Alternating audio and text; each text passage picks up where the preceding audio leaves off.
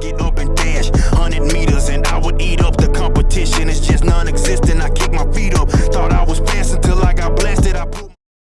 Welcome to 3 Count Commentaries. This is your host, MagMongoSlade. And today we're going to be talking about AEW Dynamite from March the 23rd, 2022. Got some notes we're going to hit. The AEW deal with DDT, which I'm going to spend a little bit of time on. We're also going to discuss Joey Janela and Undertaker, as well as Brock Lesnar and Thunder Rosa, but those things are going to be pretty quick. In fact, let's get into the Joey Janela Undertaker thing right now. I don't know what Joey Janela said, and I don't care. Joey Janela ran from the only fight we know for sure he ever had, and that was with Enzo Amore. If you don't remember, Enzo pulling up on Joey Janela and then Joey Janela scampering away from that fight, then I absolutely suggest that you look into that. So after seeing that and knowing that Joey Janela is hardly the guy I think should be calling out the Undertaker, I really feel comfortable in not giving a damn what he has to say about anything, any subject whatsoever. To further that point, we also have Thunder Rosa. I don't know what she said about Brock Lesnar, even though I do know that she said that Brock Lesnar's mariachi band segment from SmackDown in like 2004 or something like that was offensive and mocked her culture. Well, I say, well, look at this. Thunder Rosa went back almost 20 years to find something to get offended over. Maybe she needed to go back a little bit further to every time Tito Santana was made fun of by Bobby the Brain Heenan or Jesse Ventura. Maybe she can go back a little bit further and get upset about Roddy Piper making fun of Hector and Chavo Guerrero. If she wants to, la cucaracha, da da da da da da da, what he said was the Mexican national anthem. If she really wants to get upset about something, why stop at 2004? Why not go back to 1994? Why not go back to all the times they were called jumping beans in WCW? Why not just go back and just be offended by the way Mexicans have always been? Why not say the Mexicools with their lawnmowers? Why are we handpicking Brock Lesnar's segment to be the thing that made fun of Mexican culture? I mean, and then also, who gives a shit? It was almost 20 years ago. Most of the people watching the show today wouldn't even remembered it if you hadn't said anything about it. But since it bothered you so badly, I'm so glad it happened. So now let's move into the AEW DDT segment, because this is legitimately funny to me. If you don't know what I'm talking about, it was announced on it was announced on March the 20th that AEW is going to partner up with DDT Pro Wrestling. So what is DDT Pro Wrestling? DDT Pro Wrestling is the pro wrestling promotion with the blow-up dolls and the goofy matches. It is where Kenny Omega first got his start in Japan. And they will be doing talent trading and all sorts of other things between DDT and AEW. The AEW fans, some of whom legitimately know about DDT, I'm not going to call all of them posers, but some of them legitimately know about DDT. And they will go to the extent of actually trying to defend it. You know, it's the blow-up doll match is about showing the athleticism and the abilities of the wrestler to show that he can wrestle with anything, instead of, completely mocking the business. And there are some who are super excited about this, have no earthly idea what DDT is, and are just basically being tribalists, saying to themselves, this is going to be great because it involves AEW. To be quite honest, it is nonsense, but let's get into it.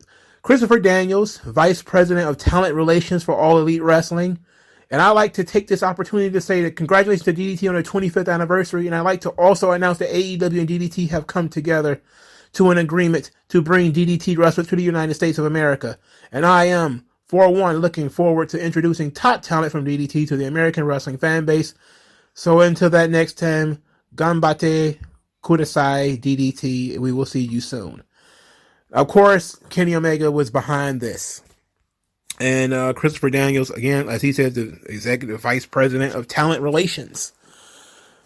Now, let's not even before we even get into the absurdity of AEW doing business with the blow up doll promotion, before we even get into that aspect of it, let's slow down and ask ourselves, DDT, it is a not even C tier wrestling promotion in Japan. Not even C tier. They already do business with New Japan Pro Wrestling, which is the number one best wrestling promotion in Japan. As far as gates, selling and everything. It's very hard for me to place others, but Dragon Gate would definitely be more important than DDT. Noah, even though it's virtually dead, more important than DDT. Stardom, all women's promotion, more important than DDT. I think somebody posted a attendance record for DDT and it had 500 people in it. Like 541 people showed up to a DDT show. I think within the last 2 years or something like that. Now, I'm not saying that that's the regular for their audience. I don't know what the regular for a DDT audience is. I'm not going to pretend that I know everything about it. But I know it's pretty ridiculous, and DDT is not a major wrestling promotion in Japan. It's not. So, this makes no sense from the perspective of how does this benefit AEW? There's literally nobody on the DDT roster that the AEW fans could give a shit about. Not honestly. I know that some guys freelance and they bounce back and forth between these promotions. And, who knows, they may sign some guy or whatever the case may be. But I don't see anything major coming from this that makes any sense. How does this benefit AEW at all? They have almost no presence. DDT doesn't even have a presence online, really. If it wasn't for this, most people wouldn't even be talking about DDT. That's how minute this is. That's how little this matters in the grand scheme of things. Tony Khan is continuing to serve the very most niche part of his audience. I can tell you, of the regular 900,000 to 1 million viewers of AEW, they don't need to see more people who don't speak English on their show. There's enough people who are supposedly from Canada or Mexico who still can't speak English. So why would you be bringing more Japanese talent to the United States? I mean, look, it might be great to send your young boys on excursion over to Japan. Okay, whatever. You expose them to different styles. That's a positive for AEW, I guess. But you're talking about bringing DDT wrestlers to Dynamite? What? You couldn't even get people excited for any of the crappy New Japan guys you brought over. Yuji Nagata and Kenta and all those guys who came over. People were just kind of like, okay, he's here. Remember, they had poor Satoshi Kojima actually feeling bad that he came over to the United States and said, I guess I'm not the guy everybody wanted to see. Of course you're not, Kojima. Because New Japan was never going to give AEW Tanahashi or Okada to do business with and beat on TV. No, they weren't going to do that, or a pay-per-view for that matter. No, they weren't going to do that. So, I don't see how people who aren't excited for guys who are legitimate names in Japan are going to be super excited for these guys who literally are literal who's, even in Japan. Like, a literal who promotion, even in Japan, is getting boosted by that makes no damn sense. Now let's talk about the blow-up dolls and the corny comedy and the finger poke in the booty of doom. That all the crap they do in DDT. It is a comedy wrestling promotion. That's the size and the scale and the scope of it. It's AEW is choosing to do business with the most gutter trash of wrestling promotions. Gato Move is another one. I think it was Amy Sakura. Gato Move was literally a bunch of Japanese girls and a couple of Japanese queer dudes wrestling in what looked like a kindergarten on mats on the floor. There was no ring. They just wrestled on the mats on the floor. They can run in and out of the room.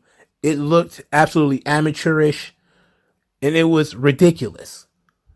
And I was like, what in the hell is going on here? Why would you? Why? I understand, like, we looking for diamonds in the rough. I get that, but for Christ's sake, we gonna turn over every single stone. We're not gonna say, look, some stones are just need not be unturned because the worms are too big and gross. I am legitimately floored by AEW doing this, but who knows? I have no idea what their ultimate plan is. But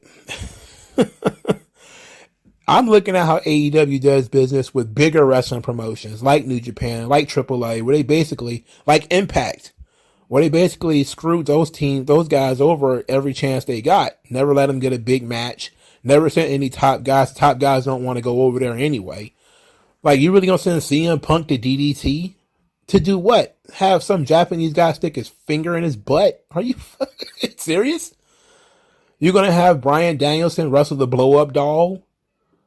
I don't see that as being. This is absolute carny shit on Tony Khan's behalf. This is carny shit, and it is what it is as far as I'm concerned.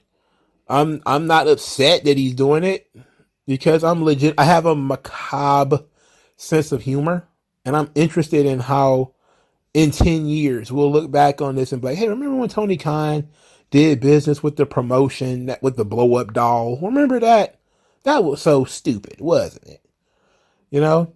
But at the same time, he is trying to make AEW a highly visible ECW. If ECW did business with Japanese promotions all the time, they did talent trades with Japanese promotions because that fan base was okay with you bringing over Hayabusa or Jinsei Sasaki or whatever, who wrestled as a Hakushi. You could bring, Dick Togo and all those guys. You could bring those guys over because the Philadelphia audience was a hardcore tape trading audience. AEW is trying to appeal to a national audience while doing everything they possibly can to ingratiate themselves to tape traders and to BitTorrent guys who download crap on the internet and looking for any hide or hair of pro wrestling. I mean, if it's pro wrestling on the moon, there are some people out here who will try to find it and watch it and then claim it's better than everything that they've ever seen, ever, always. There's always going to be these guys. It is a minutia of your audience. The whole thing with Shima and the Strong Hearts, that thing fell through. They were some of the first guys AEW signed. How many appearances on Dynamite did they make? Do I have to use both hands? No. They probably made 4 appearances on Dynamite total out of all of them, and it was like 4 or 5 guys. And I think Shima is still under contract, but he doesn't fucking use the guy. What is the point of this? It is just AEW making announcements, doing things to try to jazz up the fan base, and then people just end up feeling flat afterwards because it's like, okay, ultimately, what is the point of this? Where is this going? You already did business with New Japan, which is the biggest wrestling promotion in the country. Why are you now going down? Why are you scaling down to now the doldrums of Japanese pro wrestling? Seems silly to me. All right, let's get into Dynamite finally. 12 minutes and 13 minutes into this video. Match 1, CM Punk versus Dax Harwood in the Bret Hart tribute match. This match was very good. Very, very good. The Gun Club was in the crowd distracting Dax early. They got called the Ass Boys and some other stuff. But to me, this match was very good. Technically, it was very solid. The issue that I had was it seemed at one point that CM Punk was pinned, perhaps in a small package, and he had a difficult time kicking out. And Remsburg had to stop himself from slapping the mat the 3rd time in order to end the match. And it got kind of wonky because a lot of people saw that. Now, of course, I was live tweeting and I saw this and I was like, am I the only person who saw this? Because I know everybody else kind of overlooked it. But it seemed to me like CM Punk just kicked out just in the nick of time. Like, Remsburg gave him like 2 seconds and he kicked out. Maybe not even 2 seconds, probably a second and a half, and he was able to kick out. So the right guy won, obviously. CM Punk is motioning for a championship match, which is the second time he's did this, but some people are acting like it's the first time. Of course, they're trying to pop like, oh my God, he wants a title shot. Like, yeah, he did that after he beat MJF. Anyway, FTR later, Dax Harwood said that Dax does this better than anyone and that the ass boys think that they get respect because of their dad. Nah, you can't grandfather in respect. Dax says that no matter what you can say about us, you can never say we're entitled. We're the best tag team on Mondays, Tuesdays, Wednesdays, Thursdays, Fridays, or any day. And we're not spoiled. We're not entitled. And at the Gun Club, he's going to beat up the Gun Club next week. Absolutely love Dax, even though he's like a gay porn star now. FTR, tremendous. I know that they've been teasing, and I didn't get this until somebody told me, because I don't care about all these teases, that FTR is probably teasing bringing in Bret Hart as their manager. And I say to that, so what? Go for it. I mean, AEW is willing to spend whatever it takes to try to get eyeballs.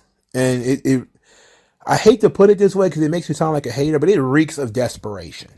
Bret Hart he's over the age of 60.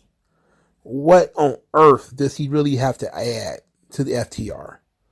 And how many tributes are these guys going to fucking do? You're going to have the Midnight Express theme music. They're going to have the Horseman manager, not a Hart Foundation manager. And they're going to be the AAA tag team champions. And I'm just like, okay, come on. There's 100 fucking gimmicks. Just get these guys over and let them work, please. Stop with the fucking gimmicks. Just let the guys work. You want to flip Tully for Bret and all this shit. Come on. If people aren't interested in FTR now, they're not going to be more interested in them because Bret Hart's out there. Because Bret's not going to do anything. He's not going to take a bump. At least Tully was taking bumps. Bret's not going to take a bump. He may make a... Now, I think that what they could do, and it could be cool, is if Bret was to make an appearance. Say FTR wins the tag team titles again and he presents it to them. That would be fucking cool. But you're going to say, we're going to have Bret Hart just stand in the corner like a mannequin. He's just going to stand there because you can't touch him and he's not going to touch you. I mean, the guy is old and frail. What are you going to do? Again, he's no Tully. Tully at least could take bumps. Bret can't even do that. So what is this? He's just window dressing at this point. Whatever. So this is the Bret Hart tribute match because both Dax and CM Punk both love Bret the Hitman Hart. I have zero interest in FTR versus the Gun Club. I don't think anybody else does either. Who the hell cares, really? Really, who cares? People still now believe that CM Punk is working when he's blown up like this on TV. Oh, he's working. Are you sure about that? Because if he is, he got much better at working. Because it looks to me like the guys just be blown up all the time now. But, I mean, I could be wrong. Dax was very good. CM Punk was very good. The match was very good. I enjoyed it. I wish it had some meaning behind it. Or if they could have just called it, the Bret Hart tribute match. Shit, who cares? Jericho, they showed a picture of John Silver as a young man, probably about 2005, hanging out with Chris Jericho. And Jericho says a 12-year-old John Silver hung out and took pics with Jericho. Now Jericho's going to take him to school. He's going to future endeavor John Silver, just like he future endeavored Santana, Ortiz, and Kingston. They are the Jericho Appreciation Society, and they beat up pro wrestlers. That's what they do. Beat up pro wrestlers. I was corrected. Somebody said that it's not Daffy, that it should be more like Elmer Fudd. And I say to myself when it comes to Jake Hager and his lisp, it's not quite Daffy. It's more like Elmer Fudd. And I say, I like Daffy Hager. I really do. But Elmer Hager? How about Jake Fudd? No, Jake Fudd sounds like a real person. It sounds too much like a real person. I guess we can go with Elmer Hager. I guess we can go with that. It's another speech impediment. But it seemed like half the AEW locker room, and it seems like a lot of wrestlers these days, period, are the old, I met you at a meet and greet, bro, and here's a picture of you and me at a meet and greet, and it's all meet your heroes stuff. Look, as cool as it is, you got to realize this stuff is going on too much. It's going on a little too much. And I think the whole Shawn Michaels boyhood dream kind of started this whole thing when they started showing like I know the Foley thing too. They did that too in the early 2000s where you had Mick Foley being Dude Love jumping off the roof of his house. But you also had the boyhood dream of Shawn Michaels and him trying to be Ric Flair and pictures of him pretending he was Ric Flair and stuff like that. Yeah, I'm kind of over it now. I'm kind of tired of every Tom, Dick, and John Silver was a fan of guy he's about to wrestle now. And what a dream. It's like, I don't care. Where's the fucking heat in that? Like, really, where's the heat in that? I don't see it. Oh, Jericho's going to beat up a guy who was a fan of his. Like, didn't he do that to MJF already? Didn't we already firmly establish that MJF was a mark for Jericho and a mark for CM Punk? We got to work with both of them. Yay. Is this Make-A-Wish for grown folks who aren't retarded or in the Special Olympics or dying of cancer? Why do I care? So why do, whatever. There's too much of this my dream, my favorite wrestler. It's too much. We don't need this every single week to remind people that, these guys are the biggest fans and the biggest marks of all time because John Silver's 4'8". And wrestling journalists need to stop trying to make John Silver happen. He fucking sucks. Did you see them botch all over the place in this fucking quote-unquote main event? And what was even the main event about this? There was nothing main event about this match. It was fucking John Silver and Alex Reynolds versus Chris Jericho and Daniel Garcia. It's literally Chris Jericho surrounded by a bunch of fucking midget losers with no fucking charisma. I couldn't give a fuck less about this match. I don't care about this. Why would anybody care about this? There was no story to be told with this.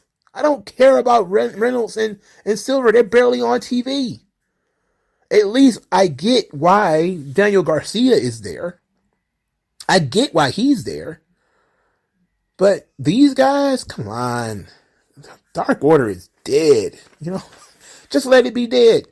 Did you see the horrible, that sequencing, that, the choreography where they started missing spots and falling all over each other? I'm just like, and Jericho just go along to get along, dog. He's it is what it is. No, that was hard. See, it was at a certain point that this show got really, really hard to watch. By the end, I was tuned out. As you can tell, I have zero notes about this match other than these guys are falling all over each other. And wrestling journalists need to stop blowing John Silver. He fucking sucks. He's not funny. He's only funny to look at. If you put his body ankle deep into some soil, you couldn't tell the difference between him and a garden gnome. Nobody gives a fuck about this guy.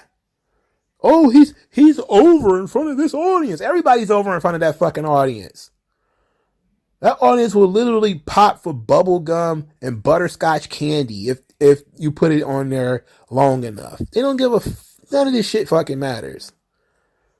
They accept everything. They have no goddamn standards. So this fucking sucked. Who cares? It was garbage. Sting, Darby, and the Hardys defeated the AFO. I was teased because I thought I was going to get some Andrade. Look at me. I'm Andrade El Idolo. Instead, I got fucking Butcher and Blade and Private Party. And it was just an elongated squash match. At no point were the Hardys or anyone in any real danger. Oh, they did some big spots. Like, so what?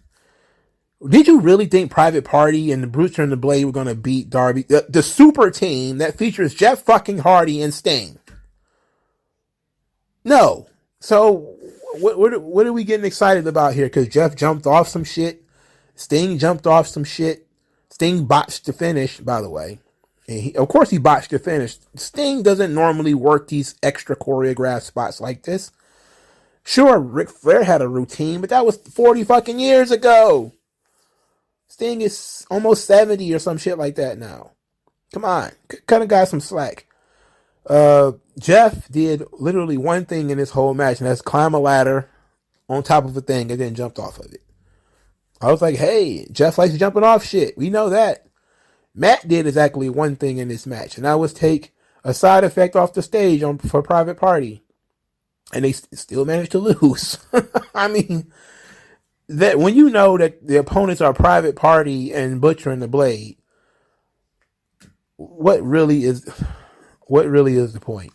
This match was chaotic, which I'm guessing was the point, but it was hard to tell whether people was coming or going and who was involved or why. Andrade was hitting people with belts. Darby went down the stairs again. I guess it's that time of the year where Darby just starts, I'll take the stairs bump. And he rolls down the stairs again. He must do that in his spare time. But Hardy's jump at least was dope. I like Sting's dive off the top rope. I thought that was pretty cool. But this match was just, it was a way to cover up how slow Sting and the Hardys are. And to try to make a match that features 4 people that you don't give a shit about, like Private Party and Butcher and the Blade, make that interesting. But that's very hard to do. You know, you would think, again, Jeff Hardy's been in AEW about 3 or 4 weeks now. And what they have done with Jeff they had him dance as he tried to come out and save his brother. They had him stand on the entrance ramp in his 1999 gear.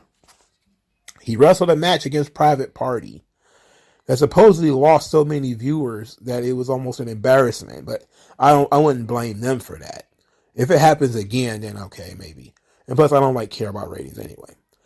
And now he's in an 8-man tag, which features Sting and Darby Allin and Matt, and they're wrestling again Private Party and Butcher and the Blade in a match that was essentially another hardcore match already, where his only job was to jump off stuff.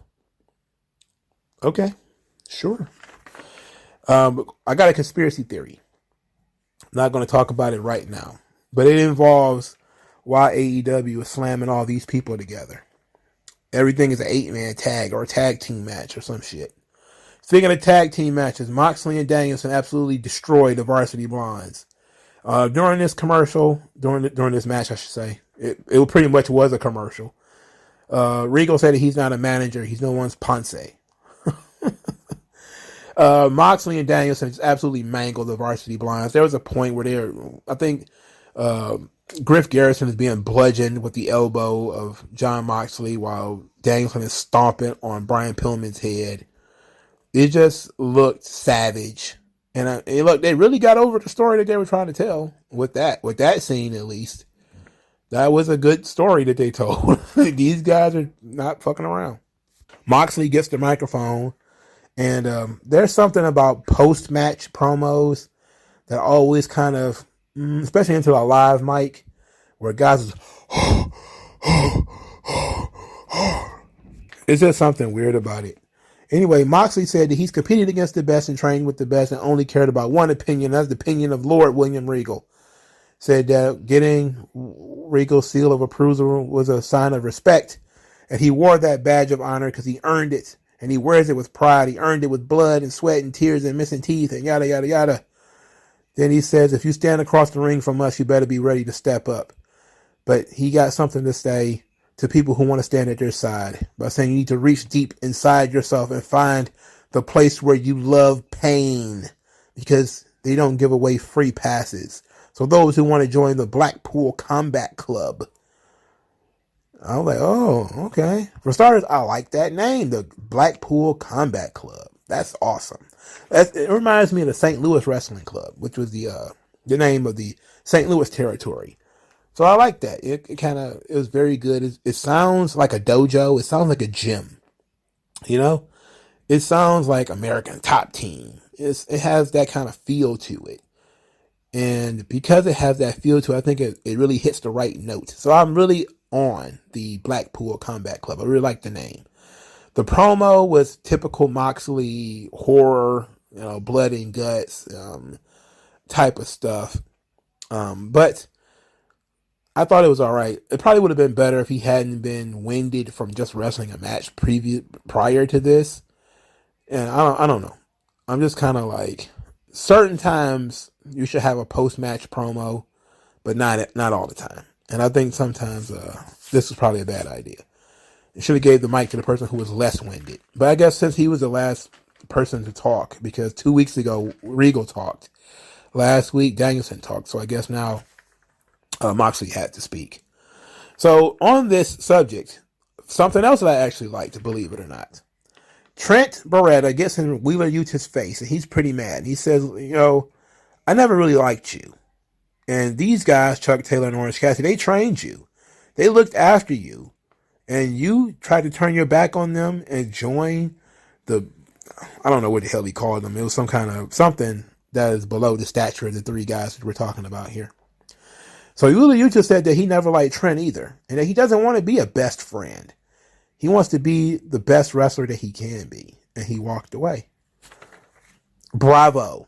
Simple. Wheeler Yuta didn't show any charisma or any personality, but he made a choice. He made a decision. And it told me something about his character and his persona, and it told me something about his character. He wants to be a great wrestler. Doesn't want to be in the fuck around gang anymore. That's not his goal.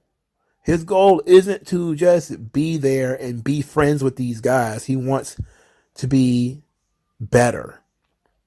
And kudos to AEW for doing that, and doing it in such a short amount of time too. And they really told a hell of a story there. That they're really telling the story of Trent versus Wheeler Yuta. And perhaps Trent and Orange Cassidy or Trent and Chuck Taylor are going to have a problem due to Wheeler Yuta and his departure from the group. All right, so MJF, he's out here next to talk about Wardlow and CM Punk. He was out here for an inordinate amount of time, to be quite honest. I'm going to try to shave a lot of this stuff off of here. So he brought a lot of security with him because, of course, he did. He ended up saying that Punk cheated and that this isn't over until he pisses on Punk's grave. So we'll go back to that feud, I'm guessing, eventually at some point in the future. Then he says that Wardlow cost him the most important match of his life and then had the nerve to ask for his release. Says that he signed a deal with the devil and he's going to make Wardlow's life hell. Wardlow comes out there, has to be held back by 10 security guys. MJF said that he'll never release Wardlow. He's going to pay Wardlow. In fact, he's going to pay him to stay at home until people forget that he exists.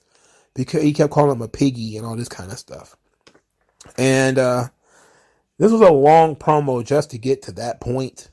To the point where he's saying that his mission now is to make sure that Wardlow stays at home and gets paid to do nothing. Which, of course, is what some people are saying is a WWE reference due to what's going on currently with Mustafa Ali. Yeah. And we knew this was going to happen. So I wasn't surprised that they went this way. I thought that maybe they would do it in a different way, but this seems pretty standard for what people believe WWE is doing. They're going to send Wardlow away until nobody cares about him anymore. And then he's going to get saved by somebody, of course. But I'm saying like they wrote themselves into a corner here because unless Wardlow shows back up under a mask with a different name or something like that, how is you going to justify him showing up next week? He'd be a breach of contract, right? So how do you get around that? So I'm interested in how they plan to get around this so that Wardlow can continue to participate in the show. As far as it being a WWE reference, I don't really care. I kind of saw it coming when they started saying the whole thing about Wardlow asking for his release, saying, "Oh no, I don't really want to fight Max. I just want my release." Yada yada yada. I was like, okay, I see where we're going with this, and it's fine, I guess. I just want to see how they're going to get themselves out of this, and I guess that's a positive. They created a story that I'm legitimately interested in, and seeing how they're going to get themselves out of it. because if MJF is rich and he's got the great lawyers and all this kind of stuff, and Wardlow is broke, how is he going to get out of this? It should be a good question. I have no idea how he was going to. But I think that these issues are a lot more complex than people would lead you to believe. And paying people to stay at home, sure. And keep them irrelevant, sure. I mean, who the fuck knew who Mustafa Ali was before WWE signed him anyway? So that's kind of the same thing that MJF is saying. Like, hey, I plucked Wardlow from obscurity. I made him. And now I'm going to kill him by just suffocating him in the dark. Now, unless they use Tony Khan as an on-screen character or as a narrative device by saying he's going to offer Wardlow a contract, or, you know, they're going to do the Hulk Hogan Mr. America thing where Wardlow is going to be Mr. Mayhem under a mask or something like that, which is entirely possible. And that way he can wrestle, but you can never actually prove that it's Wardlow, because that would be something he would do in the territories. You know, you would have a Wardlow's banned from the ring, but you would have Wardlow come to the show in a mask, and MJF was like, no, that's Wardlow, and then he would take the mask off and it'd be somebody else. You know, or you would never actually prove that it was Wardlow. Like, the crowd would have to openly say, like Stagger Lee, when they did the Stagger Lee thing in Mid-South. That was actually pretty good because the Junkyard Dog was banned. He lost the match to Ted DiBiase. He had to leave Mid-South Wrestling, but he returned as Stagger Lee, a friend, quote unquote, of the Junkyard Dog, who bullied the Junkyard Dog and took his milk money. He was wearing this ugly red and green mask. And Ted DiBiase every week was saying, "This is the Junkyard Dog and I know it." And the crowd would be like, no, it's not. It's not the Junkyard Dog. It's not the Junkyard Dog at all. He would do all the Junkyard Dog's moves. He would do all his spots. And every week, Ted DiBiase would be like, oh, it's the Junkyard Dog. I know it is. And he would say, no, it's not the Junkyard Dog. Never was. Then they eventually beat him up and took the mask off, and it was Ray Candy. And then Ted DiBiase was like, oh, shit. Maybe it's not the Junkyard Dog. So I think they probably... You know, I think they tried to do something like this with Hulk Hogan and the Mr. America thing. That would be a good way of getting around the story. You know, you can say Tony Khan has signed a new wrestler. His new signing will debut, and it is Mr. Mayhem or something, some other funky name, whatever Wardlow's real name is, let's say. Because I'm assuming his real name isn't Wardlow. And he wrestles under a mask, and he just does the Powerbomb Symphony. Everybody knows it's Wardlow. MJF comes out there screaming about how that's Wardlow, and they be like, nope, it's not Wardlow. It's this guy. His name is unknown. He's wearing a mask. Then the next couple of weeks, MJF is screaming about how Wardlow is wrestling, and yada, yada, yada.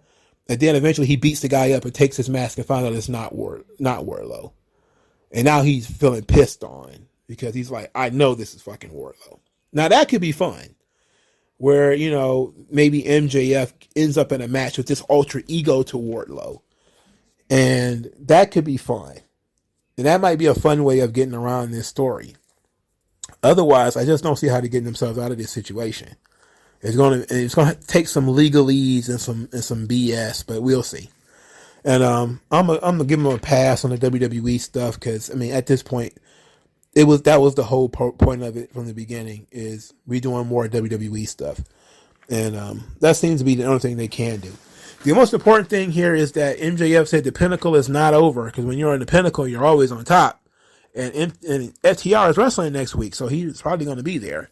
But something is telling me that MJF is not going to be welcome with the pinnacle or with FTR, and they're probably going to formally break up the pinnacle next week. So the MJF promo was entirely too long. The content was fine, I guess. When he finally got to the damn point, it was fine. But I don't really have a problem with the MJF promo, except for it was too long and it meandered. Adam Cole defeated Jay Lethal in a match that we was treating it like it was a big deal, but this is Jay Lethal's literally his third match on Dynamite, and he's been there for 3 or 4 months already.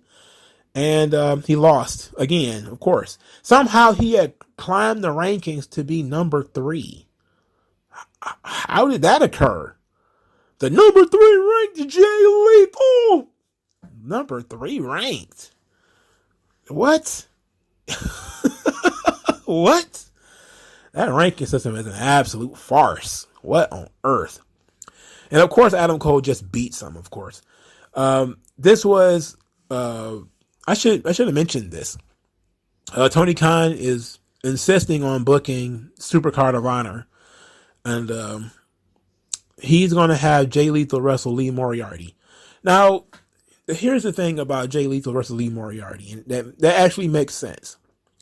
Before ROH got bought, Jay Lethal cut a promo against Lee Moriarty, and he says that Lee Moriarty had just been signed to AEW. He hadn't really reported to, I guess, Dark or Elevation yet, because he wasn't really doing anything. And Jay Lethal said he wished Lee Moriarty was staying in Ring of Honor. And so it makes sense that they would book them two against each other. You know, I believe they wrestled on ROH TV already. But they're going to do it again at Supercard of Honor. And this is fine. You know, to me, it just feels like they're going to use Jay Lethal to put over Lee Moriarty. And that's just kind of how it feels. Like they're just going to use Jay Lethal as a doormat. It is what it is. But especially since looking at how they booked him on this show and how they book him, period, when he comes on Dynamite. He's basically a trampoline. You just jump all over him, and that's it. This match was okay. It was an okay match. It wasn't as great as it could be. And here's the thing about Adam Cole that I found to be very bizarre. And I was in the deep end of the internet when I came across this. There was people saying they were disappointed in Adam Cole because it's clear to them that NXT has changed his style. And that he needs to take some time off to de-NXT himself so that he can go back to wrestling the way he did in Ring of Honor and PWG. Because that's what they want. So now you have both sides of the fan base that are kind of miffed at Adam Cole. You have the NXT side who are saying Adam Cole used to be cool. He used to be intense. He used to be fun to watch. He actually used to be in shape. He actually used to be bronzed. He actually used to have arms, you know. And yes, he was always short, but he never felt like a midget. He always felt like a guy who fit in these situations. That side of the WWE fans who liked Adam Cole, those people are disappointed in him right now and are absolutely ripping him every time he comes on TV. They talk about his arms, they talk about his legs, and they talk about how short he is. But now you have the super hardcore fans of Ring of Honor and PWG who are saying that the way Adam Cole works, they're not concerned with his look. They are concerned that the way he works is too much like NXT. And they want it to stop. They want it to be more like the old days. And I found that to be very fascinating. I found that to be fascinating as hell because the thing that I hate the most about Adam Cole is the way that he works. I could tell you the exact time I lost interest in Adam Cole as a wrestler, even though I was still kind of a fan because I liked his mic work. Gargano and Cole, when they basically ran around in circles. I just looked at that shit. It was like 45 minutes. I walked away from that match incredibly fucking mad at Adam Cole. At even having that fucking match. That snapped any and all interest I had in Johnny Gargano completely. I was like, fuck this guy. But Adam Cole, I hung on because I was like, he at least has charisma. He at least has something. Johnny Gargano has nothing. But at least Adam Cole has something. And so I hung on. And it just seemed to get worse from there. Because they got such high praise for that match that just became what Adam Cole did. And I was like, fuck this. I hate it. Don't like it. Don't like the fact that some 300-pound guy is going to sell the fucking Canadian Destroyer from a midget. Doesn't make sense. Visually, it looks stupid. I got real salty around that 45-minute match with him and Adam and Johnny Gargano. I hated it, you know? So I'm in the middle. I hate the way he works because I think it's too much like the indies. I also hate the way he looks because, my God, he has devolved in his look department to the point where it's noticeable to anybody with a pair of eyes who has ever seen him work before. Even if when he was in Ring of Honor before, he didn't look like this. He looks malnutritioned. So Adam Cole is getting it from all sides.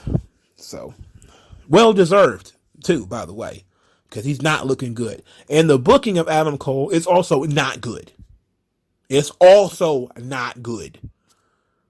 Adam Cole wins this match because Red Dragon helped him by hitting Jay Lethal in the nuts. Makes no sense. Why didn't Adam Cole just beat him? What are you protecting Jay Lethal for? The guy's not even on TV. Just have Adam Cole beat him. I don't understand what you're protecting Jay Lethal for. This is another instance of we're going to build up a guy on Dark just to lose on Dynamite. It's also another interest of, hey, you got. I just keep forgetting they gave him that Macho Man theme because that's all they know him for. Is he was in TNA doing the Macho Man. So this is what the theme is. Just like, oh, you would know Jeff Hardy from this song. Oh yeah. We're going to give Bryan Danielson his WWE music remixed with hip hop. It's like AEW are trying really hard to just lean on whatever you knew these guys from without actually building anything different. And the one or two times they actually did build something different, it didn't quite work out. Now, Miro, who has fallen into the memory hole, he's completely floating around in the negative zone. I have no idea what's going on with Miro. None. And Brody Lee. Brody Lee was the leader of the Dark Order. It was absolute trash. You know, God bless the dead and all, but it was trash. It was garbage. It was basura. It was not good. And I said it when he was alive. I'll say it now. It was not good. It was garbage. All right. It was all comedy garbage. He had no business being a part of that. It was whack. And his gear was whack. And Mr. Brody Lee was whack. It was. Now they just said, fuck it, we're just going to remix everything. If you were in TNA, we're going to remix your TNA stuff. You know, they did it with Christian. They remixed his TNA thing. There's no originality whatsoever being brought to the fore here in AEW. So I spent a lot of time on that. Adam Cole gets a microphone, says that nobody deserves the AEW title more than him. And that in the last 3 times that him and Hangman have wrestled, he's 2-1. And that last time Hangman Page caught lightning in a bottle, he's going to catch that bottle and shove it up Hangman's ass. Then challenge Hangman to come out there and fight him and Red Dragon. To which Hangman did so and summarily beat all 3 of them up. And then they overwhelmed him by hitting him in the nuts. I remember a time, by the way, hate to do this, but got to, where when WWE was hitting people in the nuts, people say, oh, you guys they're hitting people in the nuts all the time in WWE. How many times are we going to see these guys hit somebody in the nuts? It's a 3-on-1 advantage. You don't need to hit the guy in the nuts. All of you guys are the fucking same size. Hangman ain't Superman. You mean to tell me that Kyle O'Reilly couldn't kick him in the kneecap or something like that? You had to hit him in the balls? He couldn't chop block him or anything like that? Anyway, Jungle Boy and Luchasaurus and Christian Cage made the save. They got a middling pop. Christian, outwork everyone. Or, work very little and get paid a lot. I like the latter. We got a vignette for Dustin Rhodes versus Lance Archer. And it was treated like it was a blood feud. Monsters die too, says Dustin, who is wrestling in his hometown of Texas, I guess. I have no interest in this. I don't care about this. You could have put some steam on Dustin, and I would be willing to watch Dustin work. I don't have a problem against Dustin. I have a problem with Lance Archer. He fucking sucks, but Dustin is fine. But you just throw a match on TV and think, oh yeah, these two guys, they have a history. It's like, that's not a story. It's not a story that they've had matches before. It's not a story. Lambert says we're going to end the curse of the Rhodes family once and for all. Oh, I was like, oh boy, how about that? So the cringe segment of the week, there was so much cringe, by the way. It got real bad from here, dog. If you thought I was complaining a lot up to this point, my bruh, wait till you get a load of this shit. Sammy Guevara and Ty Conti in an absolute cringe segment. Fuck. The long and the short of it, Sammy Guevara comes out there and cuts a babyface promo saying that he likes giving the people a show and will do anything to make the people chant holy shit. Because if they pay their hard-earned money, it's worth it. And he says that, if I got to pay for it in the future, it's worth it. If my body breaks down, it's worth it because of the way you guys make me feel. It makes me feel so good and yada, yada, yada. It makes me feel so great. It's what I got into this business for. Then Ty Conti took the microphone, said, "We want a payback." Then said something in her native Portuguese. I believe she speaks Portuguese. Nobody understood. Then she says that Paige Van Zandt is going to get her ass kicked like she has her whole career. And nobody responded to that because people were kind of like, Paige Van Zandt? Who was that? Who that? Who there? Which, of course, she's a literal who. I know she's an influencer on the TikTok or the Instagram or something like that, but most people don't know she was an MMA fighter and they don't care because she fucking sucks. Anyway, Dan Lambert came out there. The long and the short of it is that they were not interested. I believe they called her a whore. They called Tay Conti a whore. They called her the Lucha Whore Party or something like that. Lucha Horace, I think he called her, or whatever. This really rattled the feathers of the blue check marks because they were like, more slut shaming. They're slut shaming Tay Conti. I'm like, well, wouldn't she have to be a slut in order to be getting slut shamed? Because you can't be shamed if you're not a slut, right? I mean, you calling her a slut? Why are you doing that? Why you do that? In any event, Dan Lambert is a co-TNT champion. He kisses the belt. Then Sammy Guevara says, if only you knew what Ty and I did while wearing that belt, you would know we are in your mouth. And then they posted a picture online of them two in bed naked with the TNT title. And I instantaneously said to myself, and I probably should have looked, but I didn't really think about it. Remember when that guy said that, NXT is basically pornography because people kissed on that show? They just said that they jizzed Paige style all over a TNT title that Dan Lambert kissed. It was absolute cringe. And everybody knew that's what they were talking about. So this is another WWE reference, by the way. Because everybody knows Paige took it to the face. I'm not talking about Paige Van Zandt. I'm talking about, this is my house, Goth Paige, who took nuts to the face while having the NXT women's title under her chin or some shit like that. It was so gross and bad and terrible that they changed the belt. Because right after that video came out, she was so embarrassed. Triple H had to give Asuka a new belt. That's how terrible it was. That's how awful it was. They had to get rid of that title. They had to change the whole design of it. Because it was so fucking gross. And now they're going to use it in a storyline to upset Dan Lambert. Cringe. Absolute cringe. Ty Conti had no business talking. I don't know what this storyline is over. I get that it kind of began with Scorpio Sky wanting to be the TNT champion. And now is it still over the TNT championship? Not really. Now it's kind of personal. Okay, maybe I'm talking myself into it. Maybe it's not that bad. Sammy Guevara's promo, not great, but not horrible either. Ty Conti was the shits. Dan Lambert, too much of Dan Lambert on this show. Other guys, don't care about them.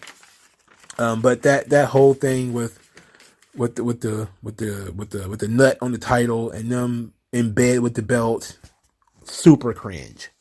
I really wish people would be honest and say to themselves if that's literal pornography, like they're literally depicted naked in bed with a belt, that they are now saying they jizzed all over and that another man put his lips on. I mean, gotta be honest here, man. Swerve will be challenging Ricky Starks for the FTW title on Rampage. Because, I mean, fuck television. Fuck Dynamite. Why would you want to see Ricky Starks on Dynamite? We got Adam Silver. We got Griff Garrison. We got Butcher and Blade. Oh, you want to see Swerve on TV? Fuck you. Stay up till 10 o'clock on a Friday. What the fuck? Come on. Layla Hirsch versus Red Velvet. This was actually a storyline, but I don't care because they were friends and now they're not. So I'm like, why were they friends in the first place? I don't know. Layla Hirsch cheated. She hit Red Velvet with a thing and pinned her. And they put her in an arm bar after the match. Chris Statlander came out there and made the save. It seemed like they did this before. They continued that storyline of the new Chris Statlander without explaining what's so new about it. I just have no idea what's going on, to be quite honest.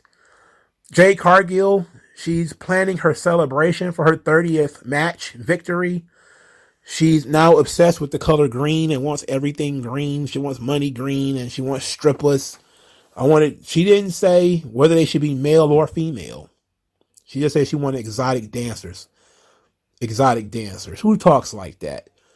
Baby girl would be like, we need some scribbles in here. We need some scribbles.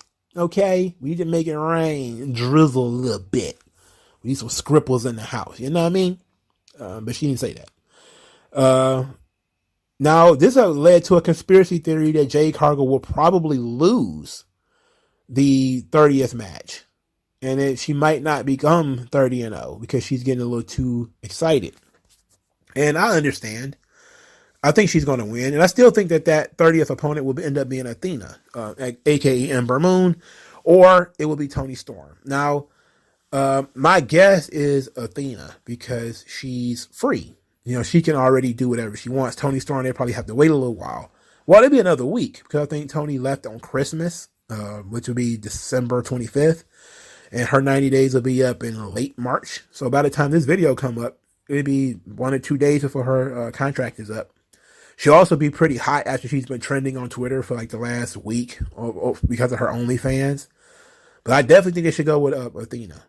I think they should go with Ember Moon. Because if you beat the black woman with a white woman, I don't know. But I don't think she's going to lose anyway, so it doesn't really matter that much.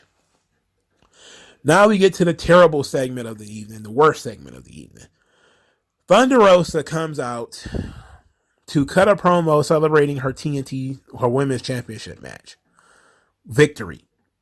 Immediately interrupted by Vicky Guerrero, who gives her a little credit for her victory, but says that she isn't a real Texan and that she needs to go back to Mexico. Pretty clear message there. Now she's screaming like a banshee, but it's a pretty clear message. Thunder Rosa then struggles. Her language needs crutches. She says, "Oh, I got TV citizenship." I'm like, wait a minute. Wait, are you an American citizen? Like, are you or are you not? Now the thing with, the Latinas, they get really fired up. And when they do, their brain shut off. It's like that with most people, but for Latinas, it somehow it's even worse. Like they get upset and they go from 0 to not 60, but 0 to 120, and their brain is completely shut off. And almost all of their other functions are on autopilot.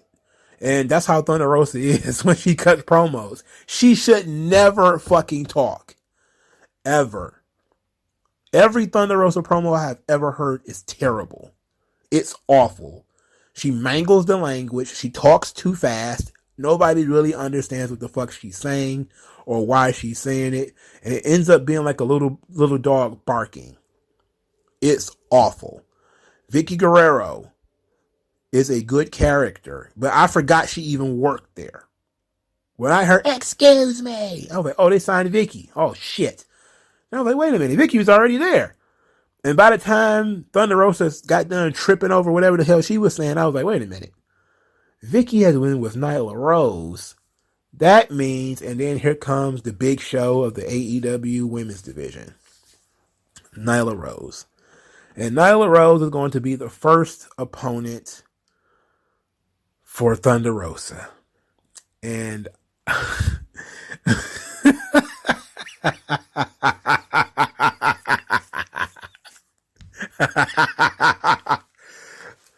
that's like when you became, like, when Chris Benoit became world champion and his first opponent was Kane.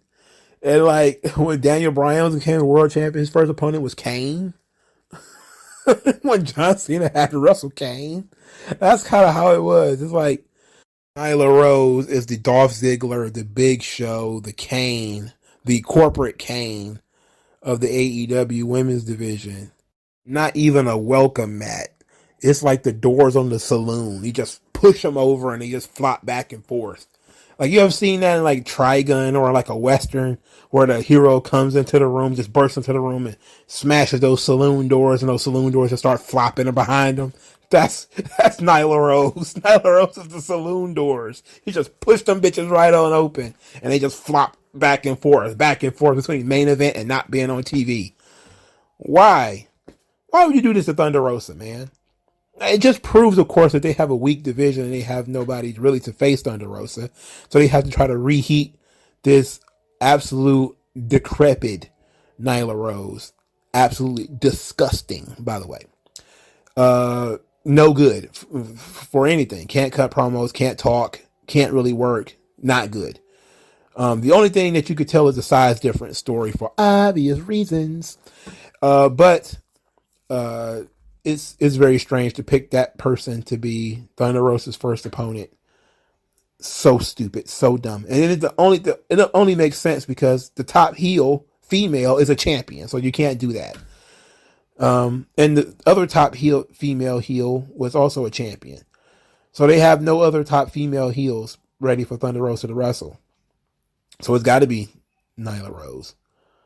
Where everybody else is either a babyface or not on TV. Or I forgot, they've got Deeb, but they're not done doing Deeb and Sheeta. So Thunder Rosa, it's going to be a tough road to hoe. I'm looking at this thing. It's going to be a tough road to hoe.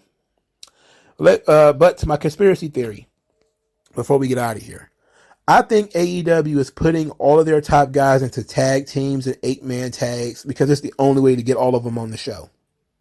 That's it.